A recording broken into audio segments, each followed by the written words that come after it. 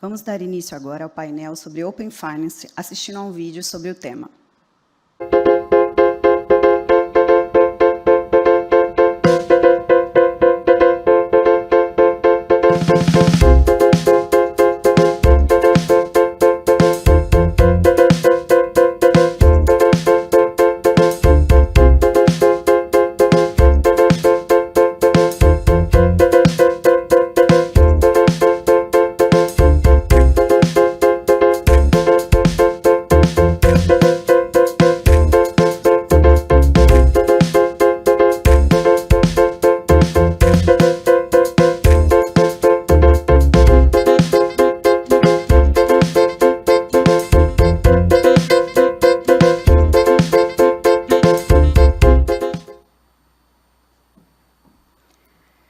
Convido para compor o painel de Open Finance o secretário executivo substituto do Ministério da Economia, Miguel Ragone,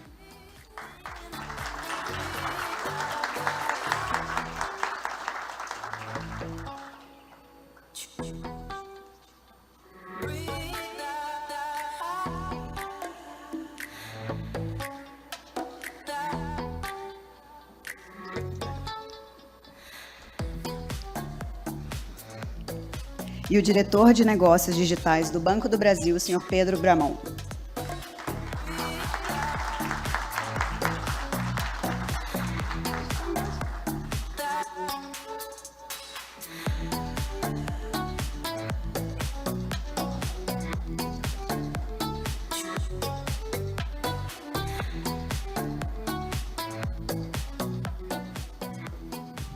Vamos dar início ao painel. Novamente, muito bom dia, obrigado pela participação. Vou começar esse nosso debate, essa nossa conversa com o Pedro. Pedro, Open Bank, Open Finance é um grande desafio. A gente tem percebido claramente que as transformações evidenciadas no setor financeiro, talvez nos últimos 5 anos, sejam mais intensas do que a gente observou nos últimos 50. Está tendo uma transformação muito grande, o regulador está buscando vários novos mecanismos para aumentar a concorrência, para baixar a taxa de juros, e, principalmente, nós temos um desafio enorme na parte de gestão de dados. Na sua opinião, qual é o grande desafio? Essas transformações, quais são as oportunidades e ameaças? O que você vê nesse tal do Open Banking e no Open Finance? Quais são as oportunidades que o Banco do Brasil também vislumbra para que a gente possa ter uma liderança nesse mercado? Tá bom, Flávio, obrigado. Bom, primeiro, um prazer, muito obrigado aqui pelo convite. Hoje a gente não precisa fazer aquela pergunta aí, estão vendo a minha tela, né? Que a gente está aqui presencial, então é uma grande oportunidade. Bom, primeiro é importante falar sobre o ambiente de Open Bank. Eu não consigo ver o ambiente de Open Bank separado do assunto de pagamentos instantâneos, PIX. Quando a gente olha no mundo, os países que já adotaram algum tipo de sistema, de filosofia, vamos chamar assim, de Open Finance, a adoção dos pagamentos instantâneos foi também um ponto muito importante. Quando a gente olha o PIX no Brasil, já pôde oferecer um sinal de que as pessoas querem fazer um ambiente mais fluido. Eu vi aqui no vídeo que a gente falou muito de compartilhamento de informações. Mas lembrando que o Open Banking, especialmente a fase 3 e a fase 4, vai além do compartilhamento de informações. A fase 3, por exemplo, traz a parte do iniciador de pagamentos. Ou seja, com a adoção, e o brasileiro gostou muito das plataformas de e-commerce, ele vai poder iniciar seus pagamentos de produtos e serviços financeiros não necessariamente nos canais das instituições financeiras. E duas perguntas que são sempre importantes qualquer empresa fazer são, a primeira, por que alguém se tornou nosso cliente? Para, a partir dessa resposta, a gente tentar maximizar essa visão, esse posicionamento. E a segunda pergunta é para aqueles que saem, que evadem da nossa empresa, por que vocês saíram? O ambiente de Open Finance, Flávio, permite a gente ter essa visão. Olha só que interessante, hoje quando a gente olha um pouco no Brasil, a gente tem uma estimativa de uma propensão ao Open Bank de mais de 5 milhões de pessoas nos próximos 24 meses. Quando o Banco do Brasil, que você sabe é um banco completo, tem muitos produtos e serviços, atua em diversos canais, com diferentes perfis, o que a gente está vendo como grande oportunidade? Primeiro, ter os nossos produtos em canais de terceiros.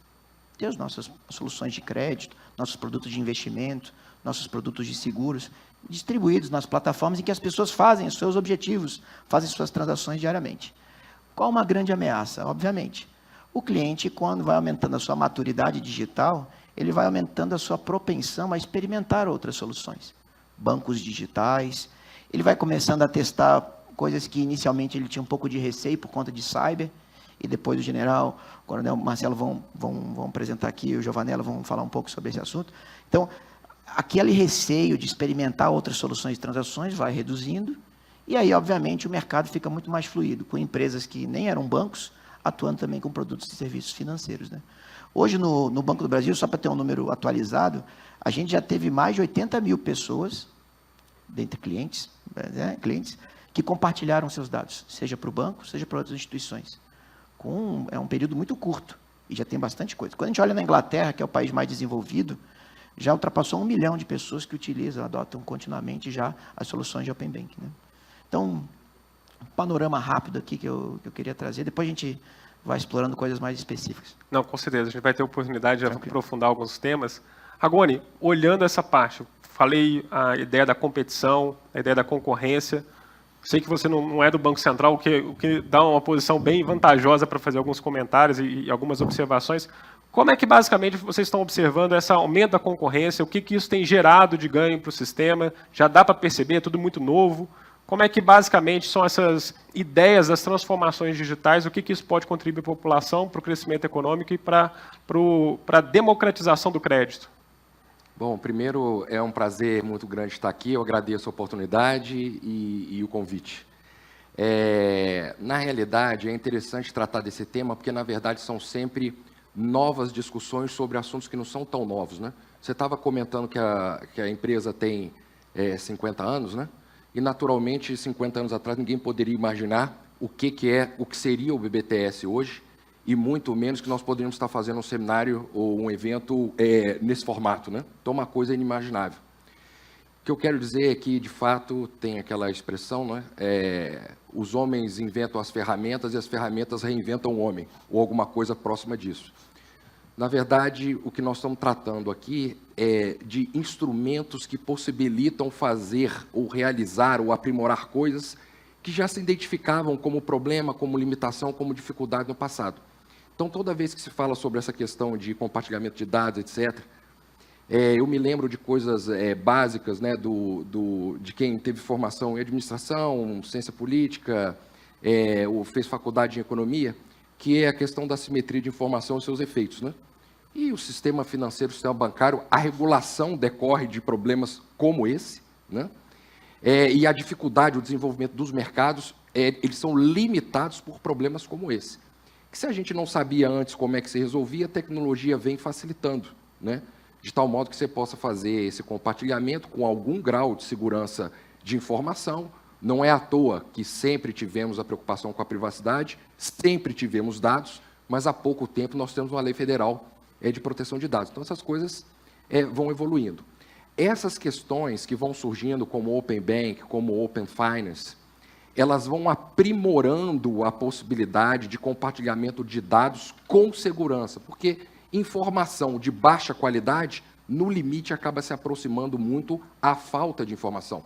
Então, os bancos padecem muito disso. Só para dar um exemplo de uma coisa que eu me lembrei, desculpem aí aos colegas que são muito conhecedores da área bancária, eu sou apenas um observador, mas a evolução monstruosa que esse tipo de iniciativa tem em relação àquela informação que, embora singela, sempre foi muito cara a todo mundo, que no talão de cheque está escrito cliente do banco A desde o ano tal. Quer dizer, uma pequena informação, mas que veja que é tão limitada, mas que efeito reputacional gera na aceitação do crédito, do cheque dentro do mercado.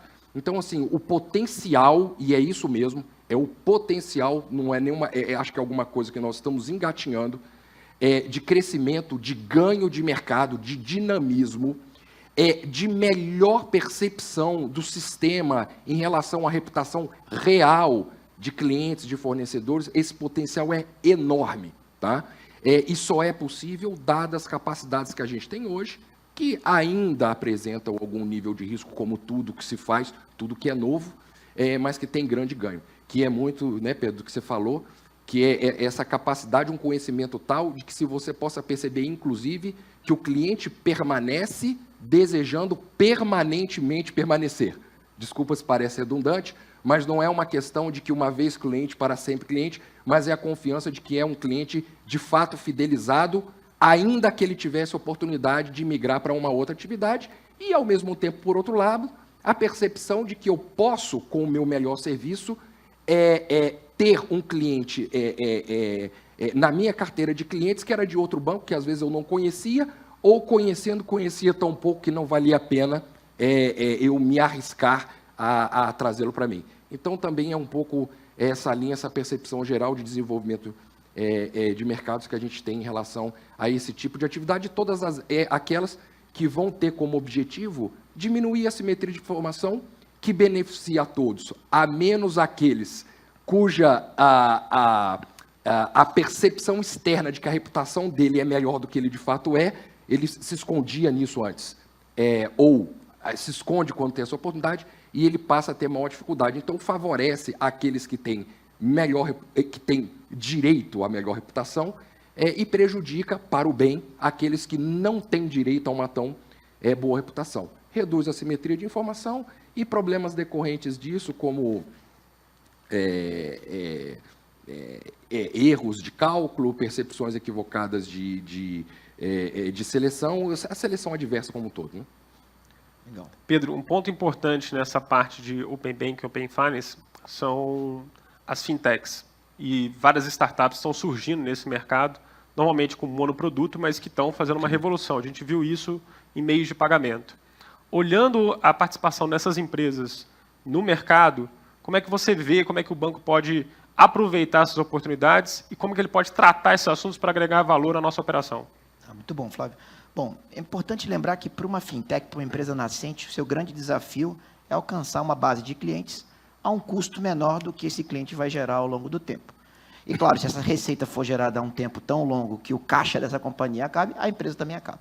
Então, as fintechs e outros tipos de startups buscam empresas estabelecidas com grandes bases de clientes para tentar pegar vamos chamar um atalho, conseguir acessar, distribuir seus produtos e serviços. Você falou do mundo de meios de pagamento, e não à toa, eu falei bastante sobre pagamentos instantâneos. Quando a gente olha em mercados mais desenvolvidos, o que aconteceu, o setor de pagamentos foi o primeiro setor mais, vamos chamar assim, atacado, entre aspas, ameaçado. Tem uma estimativa que as adquirentes, especialmente, as receitas sob risco das adquirentes ultrapassam 12 bilhões de reais sob a ameaça, especialmente de PIX, mas também no ambiente Open Banking. Isso é muito... É óbvio que essas empresas não estão paradas, estão desenvolvendo suas soluções. O banco tem participação na Cielo, uma das maiores empresas do mercado, e, obviamente, está desenvolvendo soluções alternativas para isso. Mas como é que o banco está se conectando com essas empresas? O banco desenvolveu uma estratégia de inovação, uma tese de inovação, que tem 3 objetivos muito claros. Primeiro, habilitar tecnologias emergentes que possam sustentar novos modelos de negócio. Segundo objetivo, como é que a gente aumenta a capacidade do Banco do Brasil de inovação, não só com parte de ferramental, mas também com parte de processo, métrica e mindset. E o terceiro objetivo, como é que o banco amplia sua proposta de valor, indo além do banking tradicional, participando de forma mais relevante da vida dos seus clientes. Uma pessoa jurídica, por exemplo, ele busca normalmente uma instituição financeira para ter provido as suas necessidades financeiras, de capital de giro, de crédito para investimento. Mas como é que a gente ajuda, por exemplo, essa empresa a vender mais? Como é que a gente ajuda essa empresa a recrutar melhor pessoas? Como é que a gente ajuda essa empresa a reduzir seus riscos? Então, quando a gente olha essa proposta de valor mais ampliada, é onde entram muito as startups, que elas podem atuar bem focadas num assunto. Enquanto o banco, eu sempre falo brincando que fazer um cachorro-quente é um problema gastronômico, fazer 1 milhão é um problema logístico. Então, a gente tem muitos produtos, muitos clientes no Brasil todo. E uma startup consegue ficar bem focada. Nós temos alguns instrumentos de participação, como as nossas parcerias. Celebramos recentemente uma parceria com uma empresa do setor agro, muito interessante, que permite uma agricultura de precisão, fazendo análise do solo, do clima, permitindo que a chamada agricultura de precisão se torne agricultura de precisão em tempo real, em que a aplicação de defensivo, de insumo, seja no momento certo, naquela quantidade, para aquela cultura, naquela região. E, dessa forma, o banco, com a sua base de clientes, com a sua experiência de mais de 2 séculos, com seus processos de governança e gestão bem robustos, consiga explorar o melhor, no bom sentido, de uma empresa bem focada. E a startup, por sua vez, tem acesso a essa base de clientes e dessa forma floresce. Isso é o que está acontecendo no mundo. As startups que se demonstraram sustentáveis de crescimento foram aquelas que conseguiram se associar com outras empresas. E no ambiente de Open Banking, Flávio, a gente está vendo muitas possibilidades. Como um dos grandes objetivos da filosofia Open Banking é que mais empresas consigam democratizar soluções financeiras, obviamente, dependendo do segmento, dependendo do setor em que a empresa atua, ela pode fazer o que eu chamo de Open Banking na box, que é uma proposta que a BBTS está concebendo muito interessante, que é o seguinte: não se preocupe com a parte de integração, dados e tecnologia. Se preocupe com o modelo e a regra de negócio. E a BBTS, por exemplo, providencia a sua infraestrutura, a sua atuação. Então, esse é um pouco de como o banco está observando, está se associando com startups. Seja com fundos de venture capital. Em 2 semanas nós vamos colocar de pé nossos primeiros fundos exclusivos de corporate venture capital, que vão nos permitir investir nessas empresas de um jeito mais adequado, mas, obviamente, buscando essas parcerias como uma forma de ampliar nossa proposta de valor e aumentar nossa agilidade no lançamento de soluções. Agora, na primeira fala que você fez, mencionou a parte de assimetria de informação. Problema clássico lá do mercado de limões, aquela questão toda do Arkelhoff. Mas um ponto importante também de assimetria que a gente pode tratar é a assimetria de regulação. A gente percebe que os bancos são altamente regulados, têm requerimentos relacionados à Basileia, uma série de cumprimentos, e as fintechs não. Quando elas não estão trabalhando com o mercado de crédito, a gente percebe que há uma contribuição. Então, como é que a gente olha essa questão da dualidade? De um lado, fintech permite geração de trabalho com maior valor agregado, novos entrantes, a possibilidade de um estudante acabar a faculdade já ter uma ingressão no mercado de trabalho, uma mudança de filosofia, e, ao mesmo tempo, essa questão da regulação. Como é que o Ministério da Economia e o governo olham um pouco esse mercado e as oportunidades inseridas nesse contexto do Open Bank e Open Finance? Acho que aqui, Flávio, de novo, sobre um outro aspecto, a questão da simetria, né? De combater assimetrias, né? Se a gente está tratando, num certo sentido, de combater a assimetria de informação, nós podemos gerar também uma assimetria dentro do mercado. Não se trata de um mercado livre. Essa falta de liberdade do mercado financeiro como um todo tem um histórico, tem uma lógica, é uma discussão quase permanente, às vezes se toma como uma grande virtude, às vezes como um grande vício. Então, quando o mercado está no momento de bonança, parece ser um grande problema. Quando o mercado balança, aqueles que são mais conservadores na regulação são considerados grandes virtuosos, né? Então, é uma discussão, na verdade, de equilíbrio, né? E, sem dúvida nenhuma, essa evolução tecnológica que permitem essas ferramentas que viabilizam coisas como o Open Bank, o Open Finance, elas geram riscos também, né? Eu tinha comentado sobre a questão do porquê, qual é a lógica, o que se observa, do porquê que a Lei Geral de Proteção de Dados só surge agora, embora dado e privacidade não seja uma coisa nova, não seja uma preocupação nova. Essa tecnologia, esse desenvolvimento, essa complexificação gera coisas como isso também, preocupações como essa. Então, acho que o mote nem conservar aquilo que já está sedimentado e nem, por outro lado, inovar no sentido como se o mundo tivesse tido uma disrupção, quando, na verdade, não houve, né? Não há essa disrupção. Mas é tentar manter, ao longo do tempo, a abertura para um incremento de novos negócios, novas soluções, novas possibilidades, mas mantendo uma simetria tal de modo que o mercado consiga se manter com certa estabilidade e essas relações de confiança que permanecem não se quebrem ao longo do tempo. Então, o que é caro ao sistema financeiro? É saber, por exemplo, que as instituições financeiras são sólidas, não precisam ser estatais por causa disso. Aliás, é um exemplo clássico. Ela é altamente privada, mas segura, mesmo assim, por conta dessa relação que há entre a atividade livre do mercado, atividade, seja como de quem consome, de quem provê, e do regulador mediano, de tal modo que tanto um lado quanto o outro possam ter segurança nesse sentido. Então, acho que não há uma resposta, porque isso permanece sendo, na realidade, um desafio.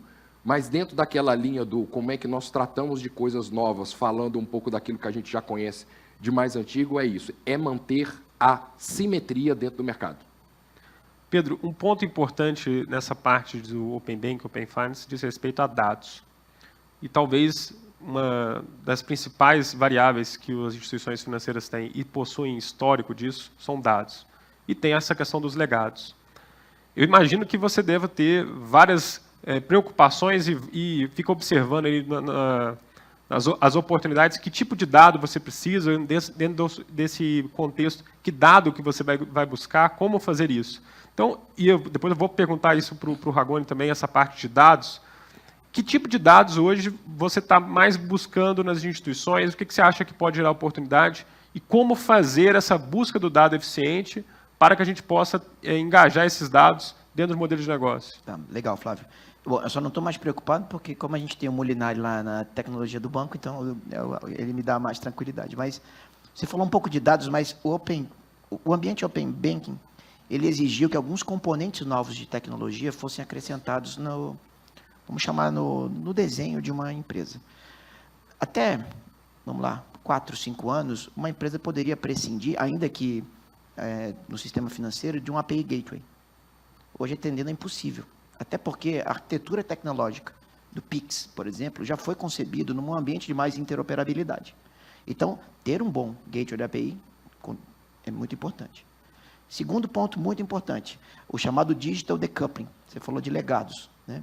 Então, nenhum banco, sinceramente, um banco tradicional como o Banco do Brasil, mas os outros todos, eles não vão pegar o seu sistema core e vão migrar totalmente em poucos anos. Isso seria até um risco muito grande. Então, qual que é a grande estratégia? E pegando quais partes, quais funções das aplicações fazem sentido, por exemplo, estar em nuvem, estar conectados com parceiros e fazendo aos poucos o desenvolvimento desses serviços e expondo esses serviços. Então, esse é um outro componente importante de tecnologia, vamos chamar de visão tecnológica, que as empresas vão ter que fazer por conta do ambiente Open Banking. Quando você fala de dados, Flávio, lembrando que os bancos começaram inicialmente operando muito com proventistas, recebiam um salário dentro do banco. Então, a gente tinha informação de quanto que ele recebia, se ele estava sendo promovido ou não, pelo salário aumentando, o dia que recebia o crédito. Então, essa informação, não só o valor, mas o momento, era muito importante, porque você podia ser mais assertivo em propostas. Aí os bancos começaram a atuar com correntistas, não proventistas. Ou seja, ele tem a conta corrente, mas o salário, eventualmente, ou o grosso de receita que essa pessoa recebe, estava espalhado em outros locais. E agora, a próxima onda de atuação é com os não correntistas, pessoas com quem, eventualmente, a gente nunca fez negócio. O sistema bancário, já há alguns anos, atua de forma compartilhada. Os birôs de crédito, o próprio Banco do Brasil e outros bancos têm participação numa empresa que é um birô de crédito e faz análise. Agora, há 3 dados importantes que normalmente os bancos não tinham. Primeiro, o que o cliente compra? Nós sabemos onde eles compram. Nós sabemos o que o cliente compra. Porque se eu tenho um cartão, eu sei que ele compra na padaria, no supermercado, na Amazon. Mas veja que, a partir do momento que plataformas de e-commerce, que vendem tudo, só falta vender amor verdadeiro, como dizia o Nelson Rodrigues, né? Então, vendem de tudo, você já não sabe o que o cliente compra, você sabe onde ele compra. E saber o que o cliente compra é muito importante para programas de relacionamento, para ofertas mais assertivas, para o perfil comportamental do cliente. Então, esse é um dado importante, que hoje nós não temos, e que, conseguindo conectar os nossos produtos em plataformas de terceira, a gente vai conseguir. Segundo dado importante, olhando quanto de receita esse cliente faz que não transite dentro do Banco do Brasil, por exemplo. Esse dado é muito importante para a gente.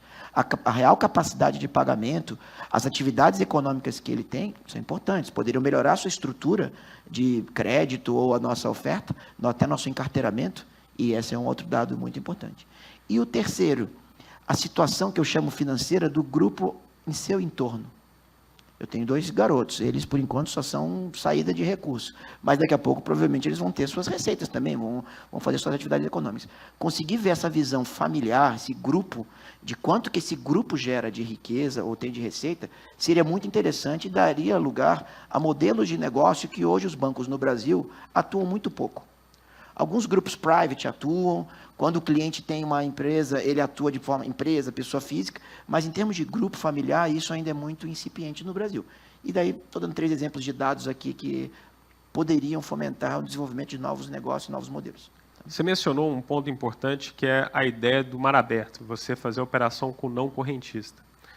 E, principalmente, também colocou muito claramente que o crédito hoje ele está ocorrendo em vários locais, não mais só na agência bancária, ele ocorre por intermédio de um correspondente, ocorre lá na ponta onde o consumidor está fazendo as suas aquisições, lá está o crédito aparecendo.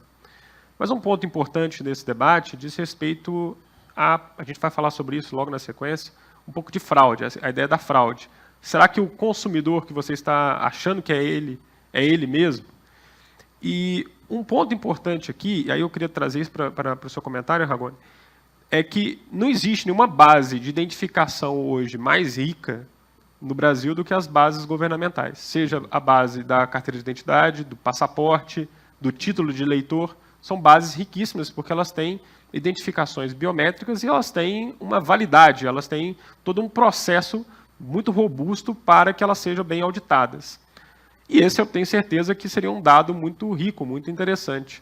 A pergunta é, há espaço para monetizar esses dados, para fazer parcerias com esses dados, para abrir, disponibilizar esses dados para as instituições financeiras? Porque eu tenho certeza que essa é uma dor clara das instituições financeiras, é uma dor do Bramon, é uma dor da área de risco do banco, é uma dor da área de crédito, e é uma dor também de quem quer fazer a operação com os clientes, ou seja, as áreas de negócio querem fazer mais negócio, mas não querem perder esse negócio com fraude.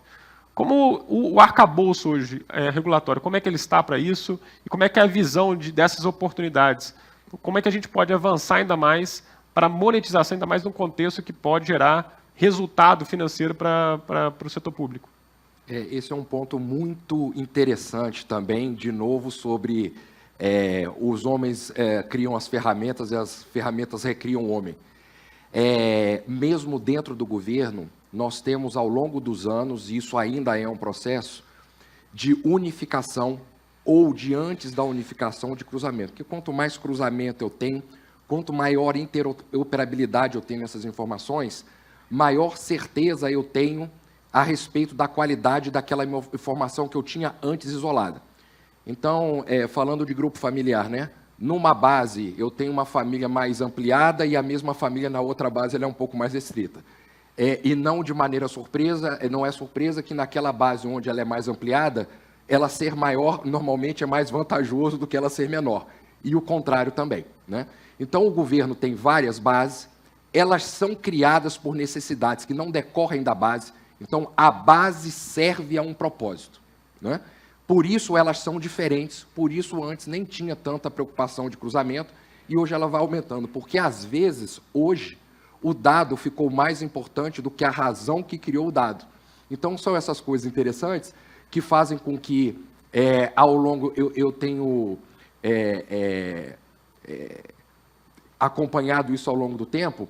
O último filho que eu tive, na hora de fazer a certidão de nascimento, o CPF já vinha na certidão de nascimento, né?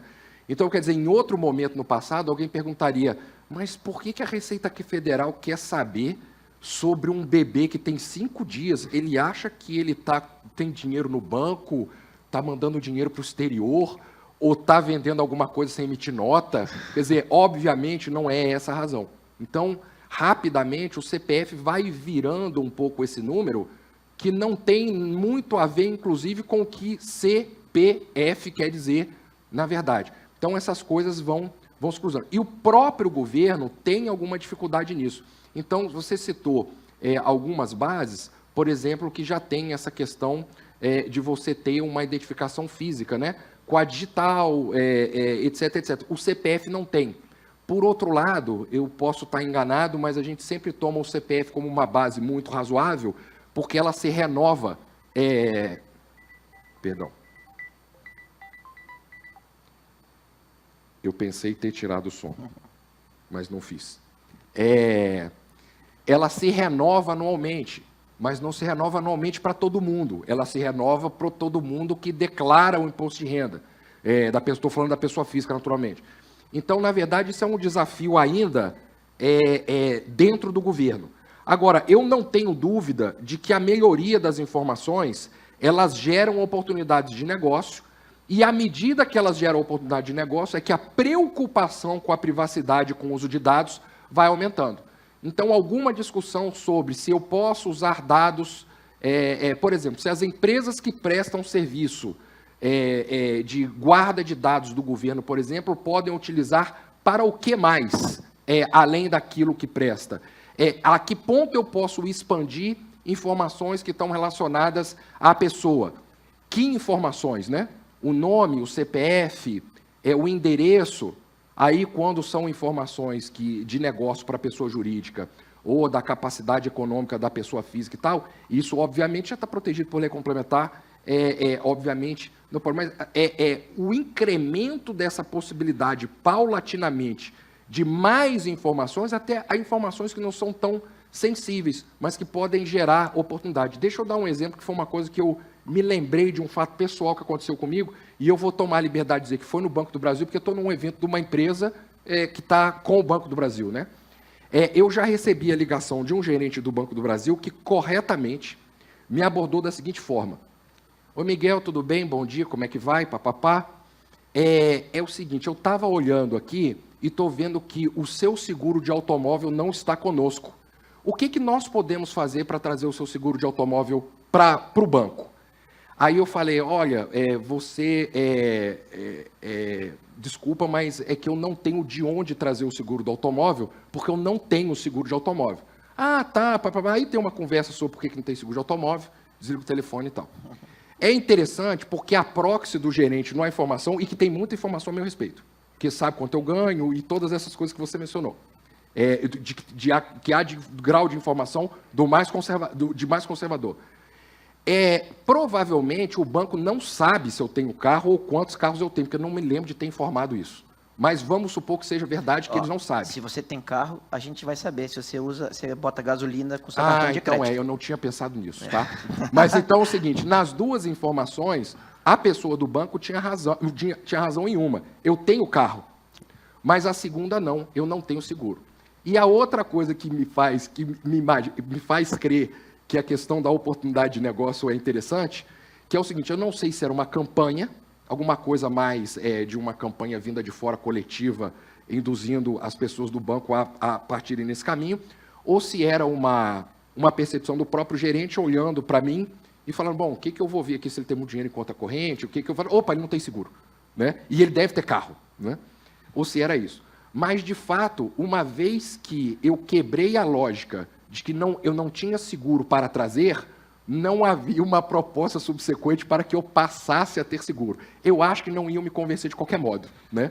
Mas também não havia tentativa. Então, esse tipo de informação, que é uma informação singela, coloca combustível, usa posto de combustível, tem carro, não tem carro, que não é tão cara, ela pode ser ampliada e, de fato, as bases governamentais têm uma outra vantagem, que é a amplitude dos dados, né? Então, não é quem paga imposto de renda, não é quem tem conta bancária, mas até aquele que não tem conta bancária, aquele que o ministro Paulo Guedes usualmente tem chamado de invisíveis, que justamente por conta da baixa possibilidade de interagir nos ambientes que nós normalmente interagimos, banco, compras, soluções financeiras, escola, e coisas mais básicas como registro civil, coisas desse tipo, elas ficam invisíveis porque não estão ali. E as bases de dados, essa integração, pegando diferentes aspectos, havendo essa interoperabilidade ou a unificação, ela gera esses potenciais, que, em sendo possível transbordar, não tenho dúvida nenhuma que traz ganhos, como para o setor público, traria para o setor privado, também com certeza. Estou falando do setor privado, não é para o setor bancário, porque estou numa casa relacionada a isso, mas para a sociedade como um todo, porque ganha o banco e ganha o cliente, ganha o consumidor, ganha aquele que é incluído, ganha aquele que paga mais barato, ganha aquele que tem oportunidade de, com aquela quantidade de riqueza que tem, gerar maior bem-estar para si e para a sua família, né? Flávio, se me permite, Claro. sobre a monetização de dados, eu queria fazer 2 comentários importantes. A filosofia do Banco do Brasil é não monetizar diretamente, em hipótese alguma, a gente vai comercializar com alguém os dados dos nossos clientes, sejam individualizados, sejam de forma coletiva, tá? Anonimizados, não faz. Mesmo que o cliente falasse, pode fazer, não faz parte da nossa filosofia. Mas onde é que a gente vê o valor do dado? Eu vou dar um exemplo muito claro. Eu gosto muito de história militar. até pela história da minha família. Aí, general. Eu gosto muito. E então, se o banco souber disso, e como é que ele pode saber disso? Vendo os livros que eu compro. Tá? Ele poderia, num determinado momento, e se ele sabe o dia que eu recebo o meu salário, ou melhor, o dia que eu recebo a minha PLR, ou o bônus, enfim, ele poderia fazer uma oferta. Pedro, você conhece o caminho no desembarque da Normandia? E comercializar, não um livro, mas uma viagem. No momento que eu estou com um recurso. Então, o valor do dado, então, para mim, tem 3 atributos. A tempestividade, porque também não adianta saber daqui a 10 anos, daqui a 30 anos, quando eu já fui. Aí não adianta ele me convidar outra vez, porque eu já teria ido. 2, importante, obviamente a acurácia, porque se me oferecer outra coisa, provavelmente não vou querer. E o terceiro, obviamente, a forma com que ele embala isso, a sua audiência. Então, como as empresas que têm uma alta audiência, uma grande audiência, têm a informação e têm um canal de entrega disso, consegue transformar isso em um negócio. Então, quando a gente olha os dados públicos, a acurácia, a gente tem. Um canal de entrega disso, até acredito que a gente teria. O que, obviamente, vai faltar é o que oferecer. E é por isso que daí é possível, eu nunca vi isso até aqui, mas, eventualmente, pensar em parcerias público-privadas para monetizar essas informações, de forma que o cliente, obviamente, fale, quero receber, topo compartilhar, aí faz. Lembrando que o brasileiro, embora seja muito desconfiado, tem uma pesquisa de 2017 que mostra que o brasileiro, 7% só confiam um no outro. Tá? Então, embora o brasileiro seja, por um lado, muito desconfiado, por outro lado, ele é muito aberto. Na farmácia, ele está comprando de CPF, ele já vai falando do CPF, já vai mostrando a foto do filho, do neto para atendente da farmácia. Então, assim, ao mesmo tempo que ele é desconfiado, ele é muito aberto ao seu relacionamento. Veja só que interessante, o Pix, você falou um pouco de democratização, inclusive, 24% do Pix hoje no Brasil, dado recente, é a região Nordeste. Região Nordeste. Quando você olha em percentual de outras transações bancárias, não era 24% do Nordeste. Então, o Pix permitiu que as pessoas, de alguma forma, entrassem no sistema financeiro mais formal. O Pix é regulado pelo Banco Central. Você tem rastreabilidade. Você sabe quantidade, valor, você tem mecanismo de devolução. Então, essa filosofia Open Finance, além de aumentar a competição, aliás, na Inglaterra, o órgão que regula o ambiente Open Banking é o órgão de concorrência. Enquanto que em outros países é a autoridade monetária. É diferente. Né? Então, a Inglaterra claramente tentou olhar o foco inicialmente de concorrência. A partir do momento que a gente traz mais pessoas para esse sistema financeiro, todo mundo ganha. Ainda que com uma receita, talvez, para os bancos individualmente menor, mas atingindo uma base maior. Embora no Brasil, o problema da democratização dos serviços financeiros nunca foi a infraestrutura. Foi realmente o conhecimento. Não foi infraestrutura. A infraestrutura bancária brasileira é uma das melhores do mundo. Se não for, a melhor do mundo. Né? Foi sempre conhecimento. E aí, nesse caso, as políticas, eventualmente, de aumento de educação e mesmo de informação, vêm contribuindo muito para isso. Pedro, eu queria usar a mesma pergunta que eu fiz para o Ragone sobre a base de dados. Tá bom. Base de dados da carteira de identidade, do passaporte, do título de eleitor. E a gente falou essa possibilidade de monetizar, Sim. mas eu acho que era importante a gente pensar o seguinte, na sua concepção, olhando todo esse contexto de buscar o nosso cliente e fazer novas operações, qual é o valor dessa base de dados? Olha, esse valor é muito alto pela acurácia do dado, pela confiabilidade, né, e pela contínua atualização dessa informação. Por exemplo, saber que uma pessoa tem uma CNH, um exemplo, e saber até, enfim, se é uma pessoa que toma muitas multas, isso, você que trabalhou muito tempo com risco e crédito, você sabe que esse é um indicador antecedente importante para algumas coisas. Não significa que ele vai ser um mau pagador. Em alguns casos, pode até ser que ele tenha bastante dinheiro e não se importa em tomar multa. Né?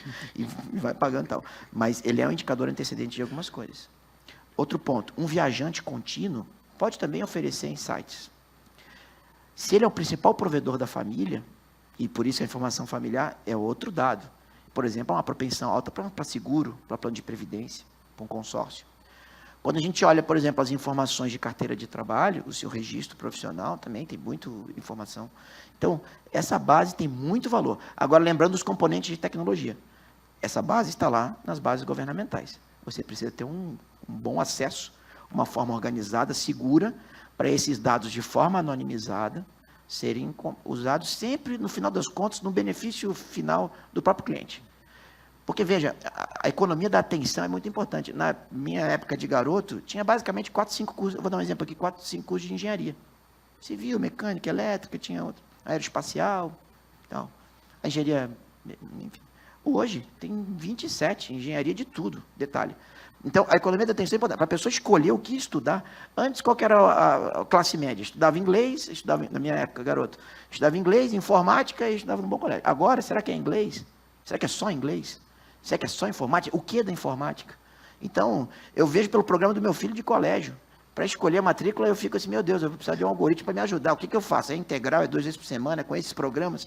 Será que a cabeça dele vai explodir? Então, a economia da atenção dá muito valor também para as empresas poderem ser acuradas no que elas oferecem, no momento em que elas oferecem, porque vai aumentar a probabilidade de pegar o cliente no momento propenso a fazer uma aquisição, a comprar, a responder positivamente uma oferta empresarial, né?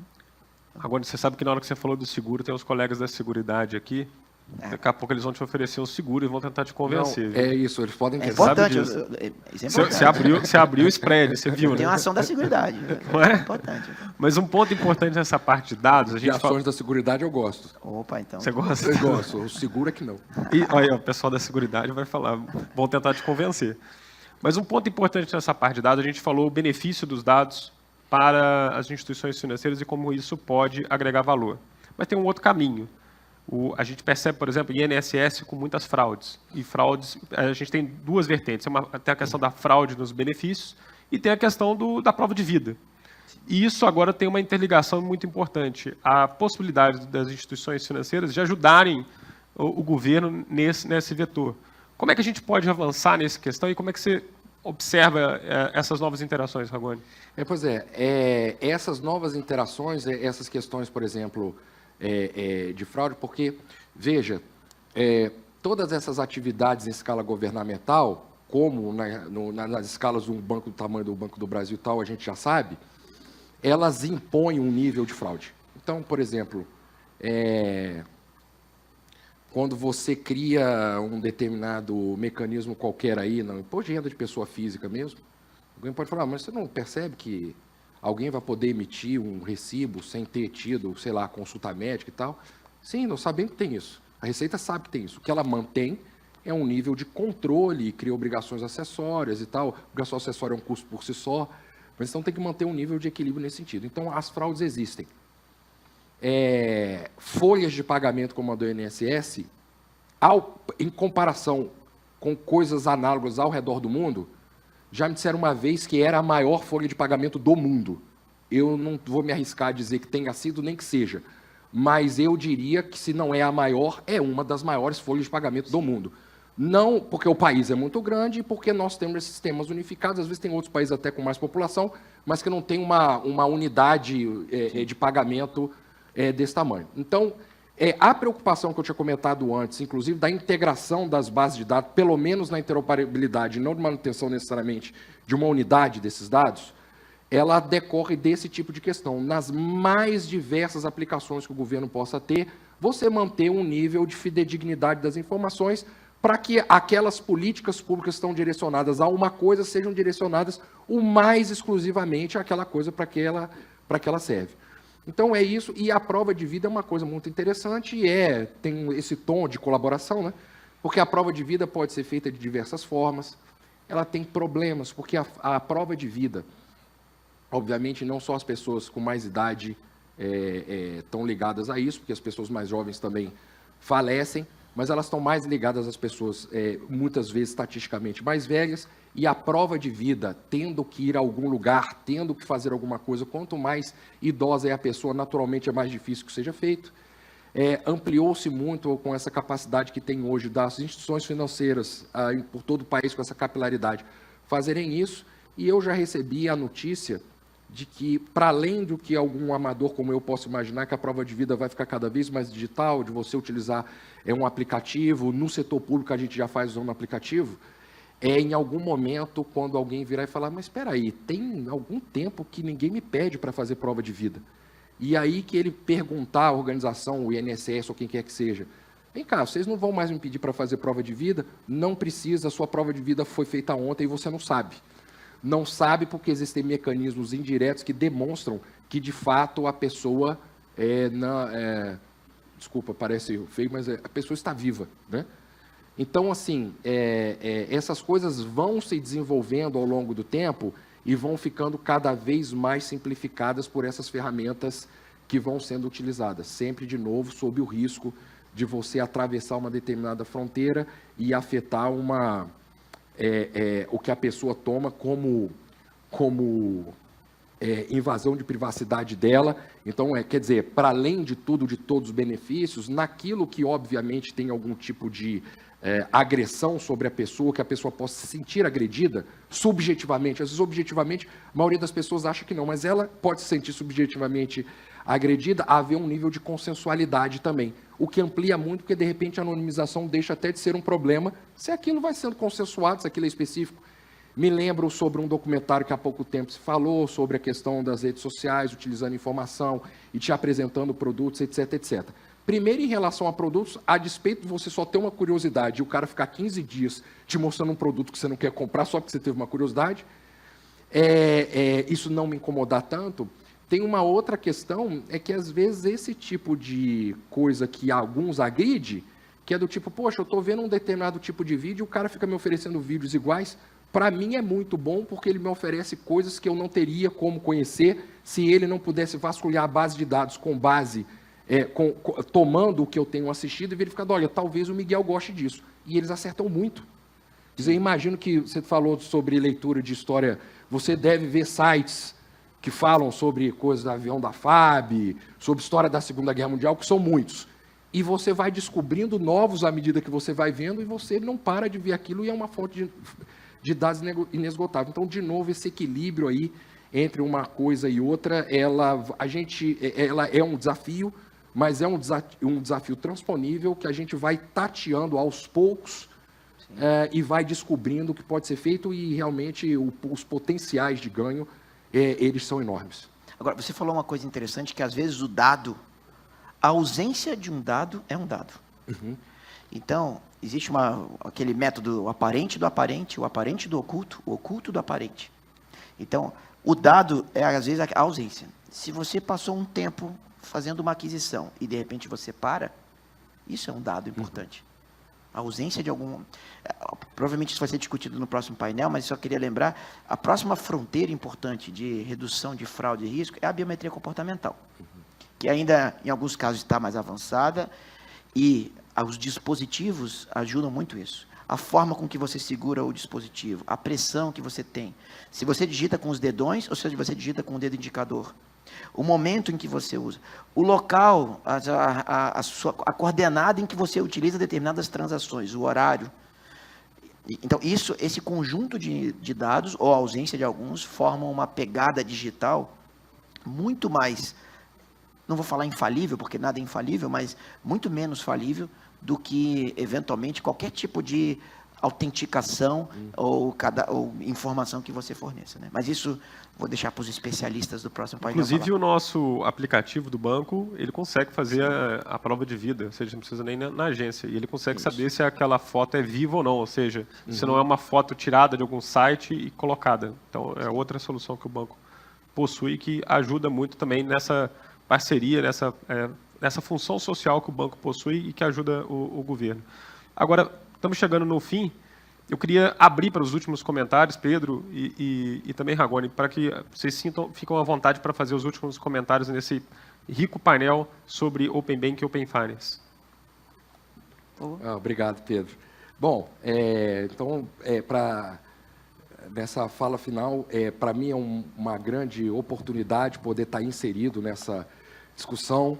A gente que acompanha o Conselho Monetário Nacional tem visto essas medidas e outras medidas que tem a ver com esse dinamismo que envolve vários aspectos da vida e também a vida financeira.